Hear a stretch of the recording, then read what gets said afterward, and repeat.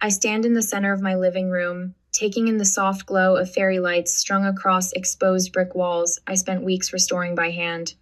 The banner I crafted from vintage wallpaper scraps catches the light.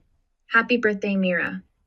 Friends and family mill about, their laughter mingling with the clink of glasses and the warmth of celebration. 4 years of backbreaking renovation work transformed this space from a deteriorating shell into my dream home. Every detail, from the restored crown molding to the hand-stained hardwood floors, carries a piece of my soul. Even Nathan, my usually stoic brother, had whistled in appreciation when he first saw the finished product. A sharp knock at the door cuts through the festivities. An attendant in a crisp uniform stands rigidly in the doorway, holding an elegantly wrapped silver envelope. "Miss Harding?" His voice is clipped, professional. "This requires your immediate attention." My fingers tremble as I untie the delicate bow. The paper feels expensive, heavy with unspoken weight. As I unfold the document inside, the bold letterhead strikes like a physical blow. Notice to vacate. The room spins. 21 days. They're giving me 21 days to leave my home. I look up to find every eye in the room fixed on me. Matthew and Lillian, my parents, exchange glances loaded with something I can't or don't want torrid. Nathan's face has gone pale, his champagne glass frozen halfway to his lips. The silence spreads like poison. "What is this?" My voice comes out strangled, barely recognizable. The beautiful cake on the counter, its candle still unlit, seems to mock me with its cheerful presence. "Now, Mira, let's discuss this rationally." Sienna's voice cuts through the tension, smooth as silk and just as cold. My cousin steps forward, her designer heels clicking against the floors I spent weeks refinishing. "The market is incredibly hot right now. It would be foolish not to capitalize on such an opportunity." Capitalize? The word tastes bitter. This is my home. I've put 4 years of my life into this place. The apartment remains in Matthew and Lillian's names, Sienna continues, as if explaining something simple to a child. The financial potential is simply too significant to ignore. Memories flash through my mind like a cruel slideshow. Sienna's knowing smiles at family gatherings, Nathan's awkward silences, my parents' evasive answers about finalizing the property transfer. All those little moments I dismissed, now forming a picture I can't unsee. "You knew." I turned to my parents, my voice cracking. "You've known this was coming."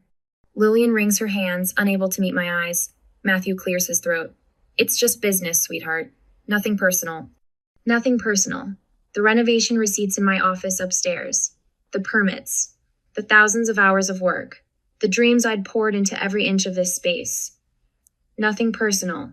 My hands clench into fists, crumpling the notice. Tears burn behind my eyes, but I refuse to let them fall. Not here. Not in front of them.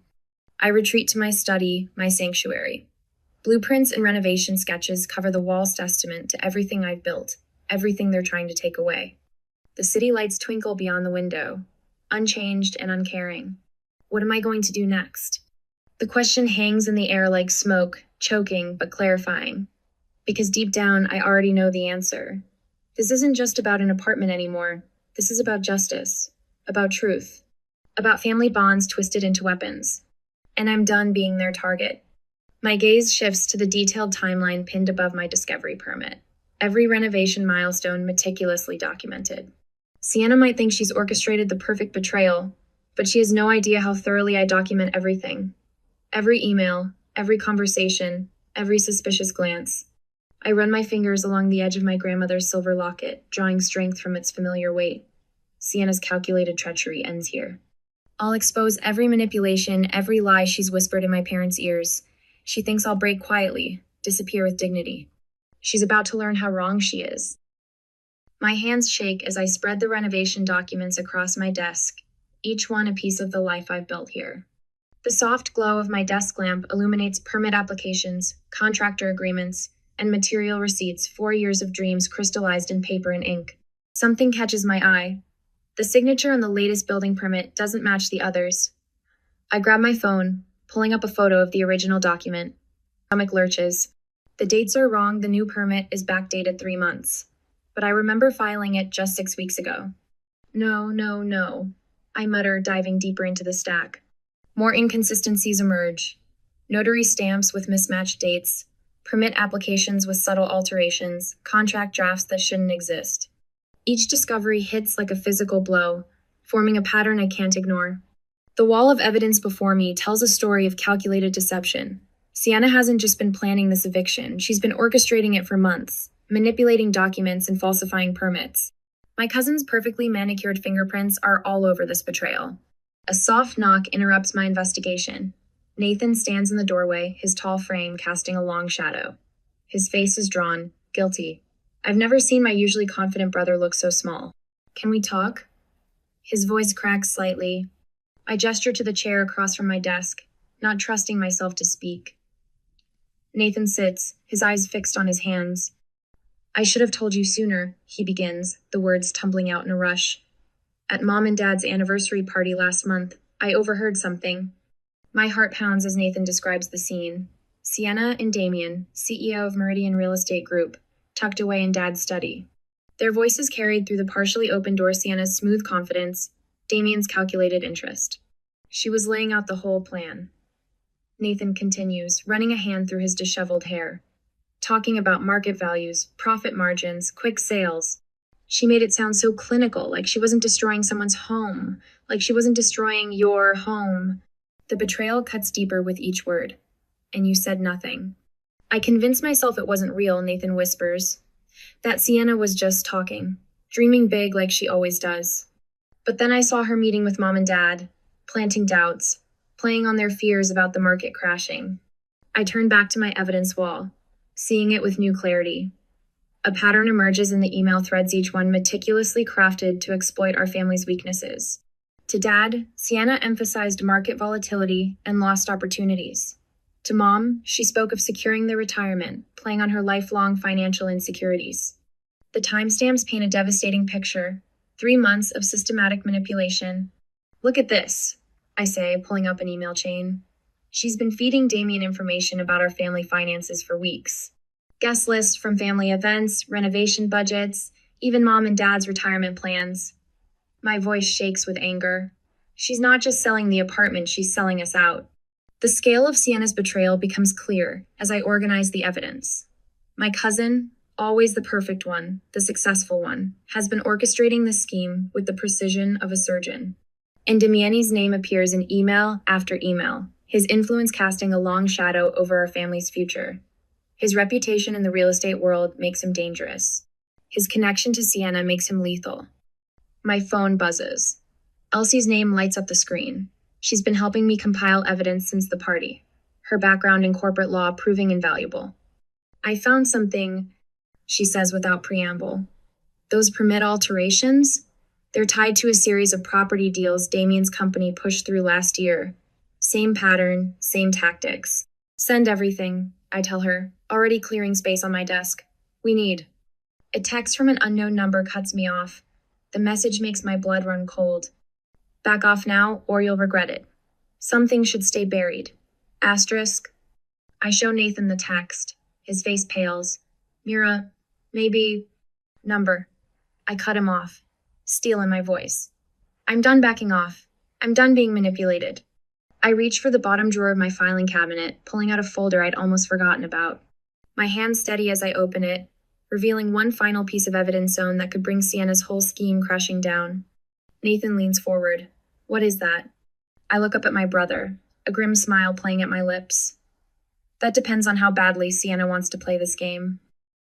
The crystal chandeliers of the Grand Regency Hotel cast dancing shadows across polished marble as I navigate through clusters of silk dresses and tailored suits. Tonight's charity gala should be about supporting local historic preservation. Instead, my phone buzzes incessantly with notifications as Sienna's carefully crafted lies spread like wildfire across social media. I slip away from the crowd, my heels clicking against the floor, as I make my way to the private lounge. The leather chair creaks as I sink into it, pulling out my laptop. My hands tremble slightly as I log into my email, but my resolve hardens as I dig deeper into Sienna's corporate account archives. Got you, I whisper, opening a series of emails that make my blood run cold. The timestamps don't match the metadata. The permit numbers are sequential when they should be random. Every falsified document is like another knife in my back, but it's also ammunition. A notification pops up, another live stream from Sienna. Her voice flows smooth as honey through my earbuds. Of course, we're deeply concerned about the structural integrity of the renovations. The safety of our community must come first. My fingers curl into fists. The renovation permits are spotless. I spent months ensuring every detail was perfect. But there it is on the screen. Doctored inspection reports casting shadows on my work, carefully leaked to maximize damage. The recording I discover next nearly stops my heart. Sienna's voice crisp and clear. The property values in that neighborhood are about to skyrocket, Damien. Once we force a quick sale, the returns will be astronomical. A male voice, Damien, chuckles in response. Your cousin won't know what hit her. I sit back, my mind racing. The gala continues beyond the lounge doors, a symphony of clinking glasses and polite laughter. Sienna is out there right now, probably working the room with that practiced smile. Every handshake, every air kiss is another thread in her web of manipulation. The next evening, the Bellevue Manor dining room breathes old money. Crystal stemware catches the light, white tablecloths gleam immaculate. The perfect stage for what comes next. I wait until the main course arrives, then stand, my chair scraping against hardwood. I have something to share. My voice carries across the table. Sienna's fork pauses halfway to her lips. I have copies of every email you've sent regarding my property. My hands shake, but my voice stays steady, including the ones where you discuss falsifying inspection reports with Damien. The silence is absolute. Sienna's practiced smile doesn't waver, but her knuckles whiten around her fork. Mira, darling, you're making a scene. Perhaps we should discuss this privately. Like you discussed my eviction privately? I pull out my phone, clicking play. Sienna's voice fills the room. The property values in that neighborhood are about to skyrocket. The color drains from her face. That's enough. Sienna's voice cracks like a whip. You're clearly unstable. Number. The word comes from behind me. I turn to see Nathan standing, his dinner napkin crumpled in his fist. She's not unstable. I heard you, Sienna. That day in your office with Damien. I heard everything. Elsie rises next, her eyes blazing. I have copies of the original permits, every inspection report. Would you like me to show everyone here the difference between Mira's actual renovation documentation and your creative edits? Something shifts in the room. A current of whispers, the rustle of silk as people lean forward. I feel it in my bones, the moment when truth begins to outweigh lies. Sienna's mask slips for just a second, revealing the calculation beneath. I retreat to my study later that night, surrounded by the evidence of years of work. Blue permits line the walls, each one a testament to dreams built brick by brick. The city sparkles beyond my window. My city, my home, my truth. I reach for my grandmother's locket, its silver warm against my palm. The weight of it grounds me as I begin methodically organizing the evidence. Each document goes into a color-coded folder, each digital file uploaded to secure cloud storage. My attorney Jonathan's business card sits on my desk, his reputation for handling fraud cases exactly what I need. My phone buzzes, a message from Samantha Clark, the journalist who's been following the local real estate market for years. Another from Gregory Holt, the community board president. Allies gathering, drawn to the scent of corruption exposed. The last piece falls into place when Uncle Robert calls. His voice is heavy with guilt. Sienna's been working on this for months, Mira. We should have seen it sooner. Should have said something. I hang up and stare at the final file on my desktop. The recording I haven't shared yet. The one that captures Sienna and Damien in an unguarded moment, spelling out their entire scheme. My secret weapon, waiting for the perfect moment. Tomorrow is the town hall meeting. Tomorrow, everything changes. The question isn't whether I'm ready. The question is, are they? The town hall buzzes with tension. Every seat is filled. Residents, investors, reporters clutching notepads. Camera phones point toward the podium like accusing fingers. The utilitarian space is a far cry from Sienna's carefully curated galas, but power feels different here. Raw, real. My laptop connects to the projector with a soft click. The screen behind me illuminates, blank and waiting. In my pocket, the flash drive feels heavy with truth. Thank you all for coming. My voice carries across the room, steady despite the pounding of my heart. I'm here to share some information about the proposed development deal for Highland Avenue. Sienna shifts in her seat in the third row, her designer suit stark against the metal folding chairs. Damien sits beside her, his usual smooth confidence showing hairline cracks. I pull up the first document. These are the original renovation permits.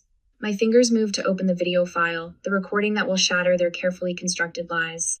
The screen flickers, goes black. Murmurs ripple through the crowd. Someone coughs. I feel sweat trickle down my spine as I click frantically, trying to restore the connection. Technical difficulties? Sienna's voice drips with fake sympathy. Perhaps we should move on to a number. I straighten my shoulders, meeting her gaze directly. We're going to see this through. Every last second of it. The truth doesn't need perfect timing. It just needs to be heard. The screen flickers back to life. The Rosewood banquet hall glitters with false promises. Crystal chandeliers cast rainbow prisms across the champagne flutes and designer dresses of Silicon Valley's elite. My heels sink into thick carpet as I make my way through the crowd, each step measured, deliberate. This engagement party Sienna and Damien's crowning achievement is about to become their undoing. I catch my reflection in a gilded mirror, structured black blazer, hair swept into an elegant chignon, grandmother's silver locket gleaming at my throat. My hands don't shake as I pull out my phone and send the signal to Elsie. 3 quick taps. Showtime. The projector screen descends silently behind the stage where Sienna stands delivering her speech, her voice dripping with practiced charm. Damien and I are so blessed to have such wonderful family and friends. Her words fade as the first document appears on screen. My original renovation permits, dated and notarized, followed by her forged versions. The differences are stark, damning. Murmurs ripple through the crowd. Sienna's voice falters as she spots the projection. Her champagne glass trembles, catching the light like a crystallized warning. I think, I say, my voice carrying across the sudden hush, we should discuss the real estate deal you've been orchestrating. I step onto the stage, each click of my heels against hardwood a punctuation mark. Specifically, how you forged documents to steal my home. Sienna's perfectly lined lips part in shock. Mira, this is hardly the time. Actually, it's exactly the time. I pull out my phone again, and the recording fills the banquet hall. Sienna's voice, clear and cold, discussing the fraudulent sale with Damien. Their words echo off marble floors and crystal stems. Once we get rid of her, the property's ours. Investors shift uncomfortably in their seats. I spot Mrs. Chen, one of our biggest backers, leaning forward with narrowed eyes. 2 real estate developers exchange worried glances. The truth spreads like wine across white carpet. It's impossible to ignore, impossible to hide. This is absurd. Sienna sputters, her composure cracking. Mira is clearly unstable. She's always been jealous of my success, my relationship with Damien. The documents speak for themselves. I cut in, gesturing to the screen, where proof of her deception continues to scroll.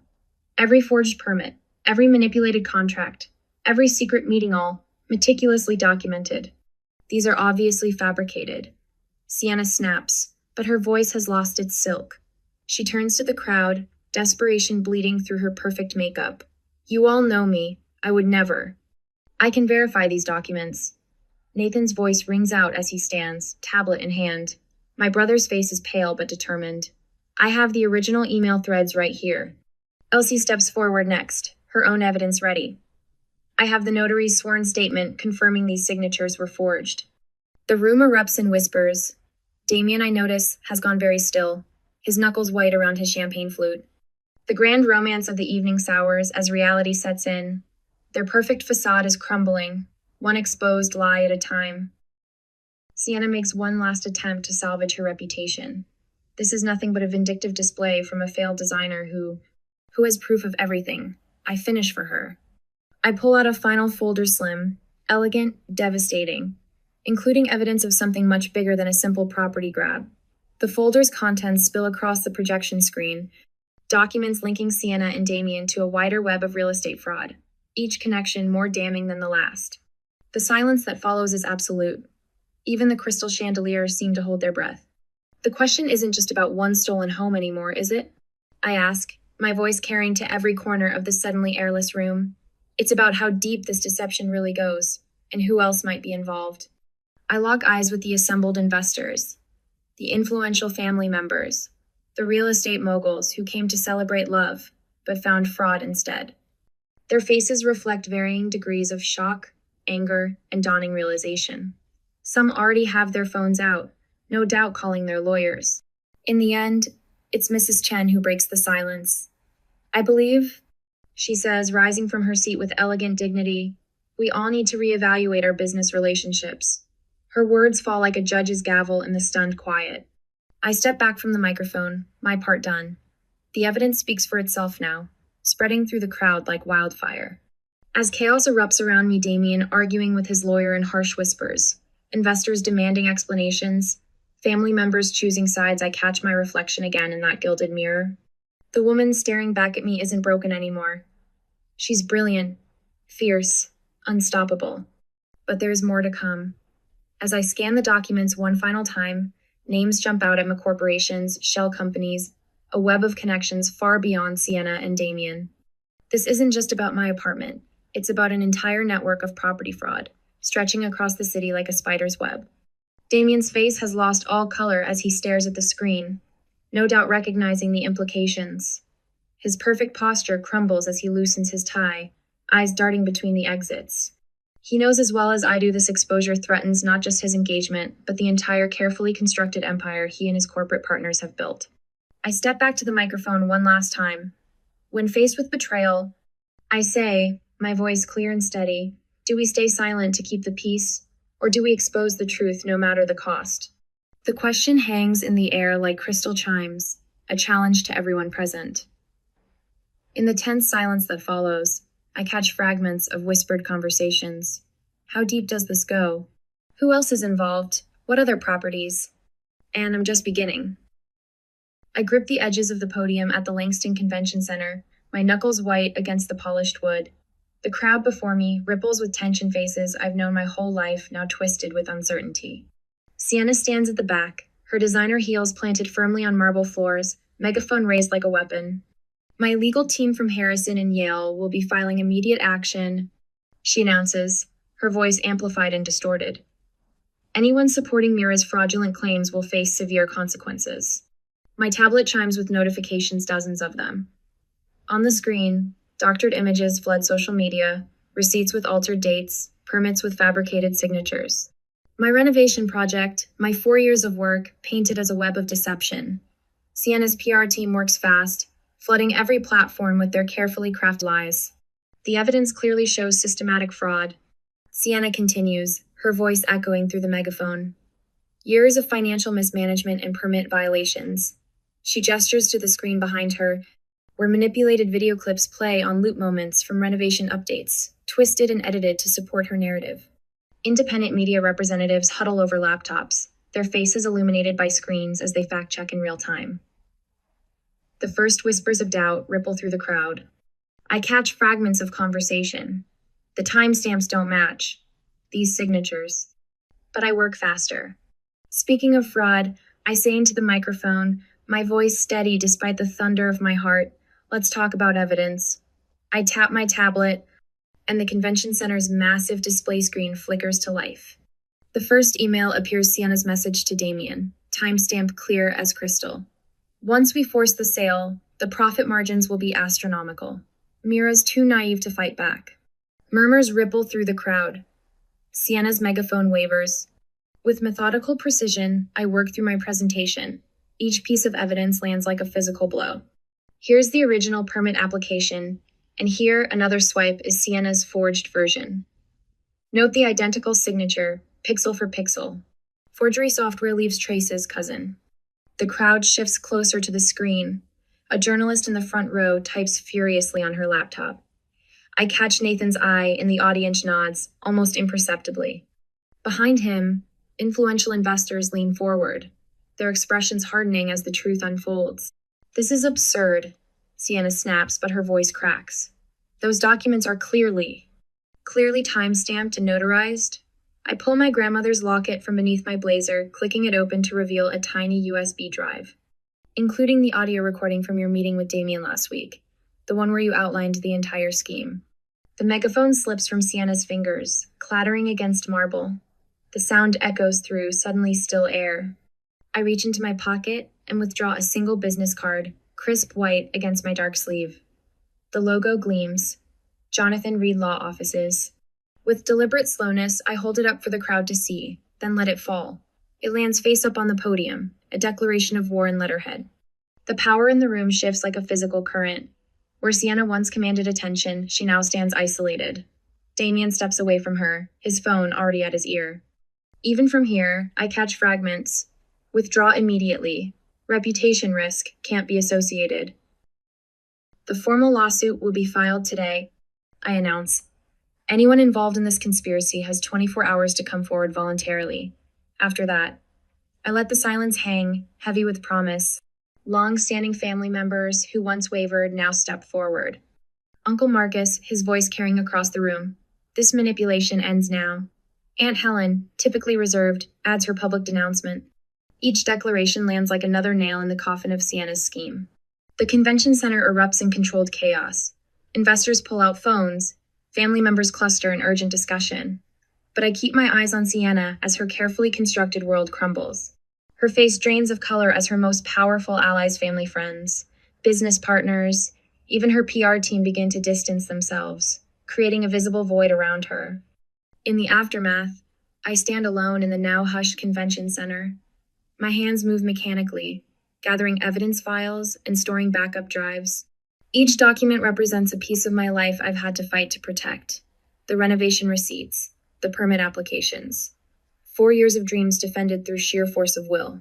The quiet feels heavy, meaningful. I settle into a corner chair, allowing myself a moment to absorb the magnitude of what's just happened. My reflection in the darkened windows shows someone changed harder, perhaps, but unbroken. That's when I see it. Buried beneath the chaos of the past few weeks, a new email catches my eye. The sender, an anonymous corporate whistleblower. The subject line makes my breath catch. Sienna's scheme, just the tip of the iceberg. I stare at the words, my mind racing. The email suggests a pattern of corruption extending far beyond my apartment, beyond Sienna and Damien. A network of real estate fraud that could shake the entire market. The convention center's lights dim, signaling the end of the event. But for me, this feels less like an ending and more like a prelude. I close my tablet, the whistleblower's email burning in my thoughts. Some people say revenge is best served cold, but I've learned it's best served with irrefutable evidence and perfect timing. What do you think is the most satisfying part of seeing a villain brought to justice? Would you ever risk everything to expose the truth? Morning light streams through the expansive windows of my living room, casting long shadows across the restored hardwood floors. I pause in the center of the space, letting my fingers trail along the smooth grain of wood I'd spent countless weekends sanding and staining. Each board tells a story not just of renovation, but of reclamation. The soft glow catches the brass handles of my grandmother's antique sideboard, now proudly displayed against the exposed brick wall I'd painstakingly restored.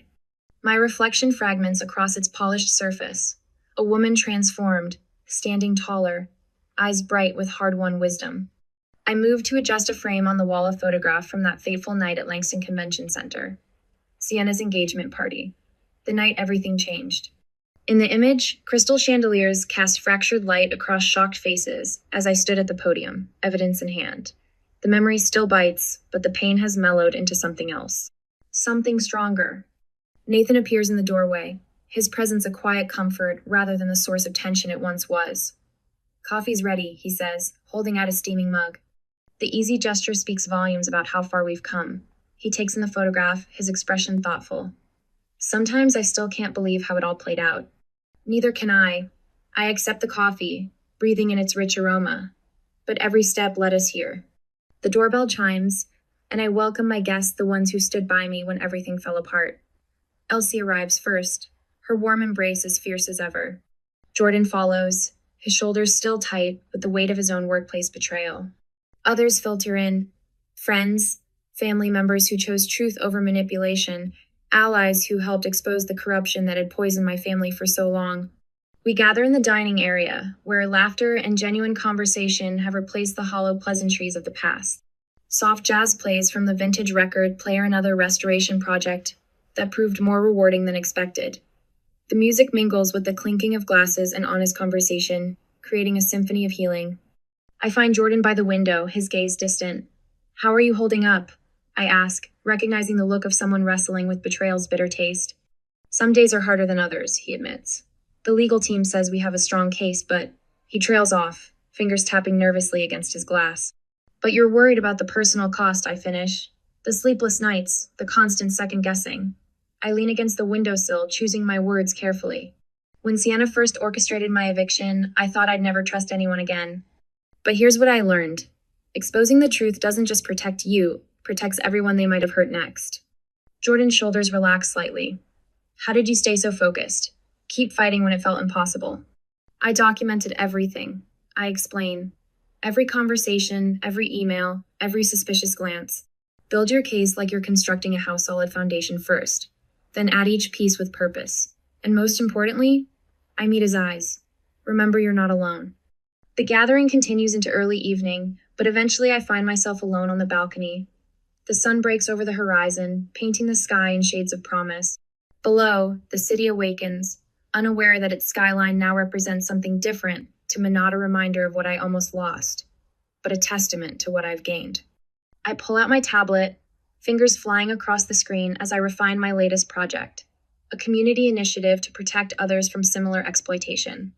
The program will offer legal resources, documentation strategies, and most importantly, a network of support for those facing institutional betrayal. The sunrise bathes my face in warmth as memories flash through my mind. The day I received the eviction notice, the night I discovered Sienna's manipulation, the moment I finally exposed the truth to everyone at her engagement party. Each memory strengthens my resolve. This apartment, once a battlefield of family loyalty versus justice, now serves as command central for something bigger than myself.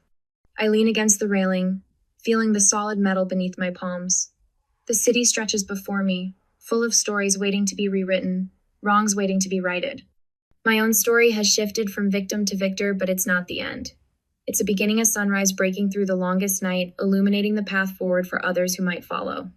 This is my new purpose, my true renovation project. And this time, I'm building something that can never be taken away. How do you think overcoming betrayal can change a person's life? Share your thoughts and any similar experiences in the comments below.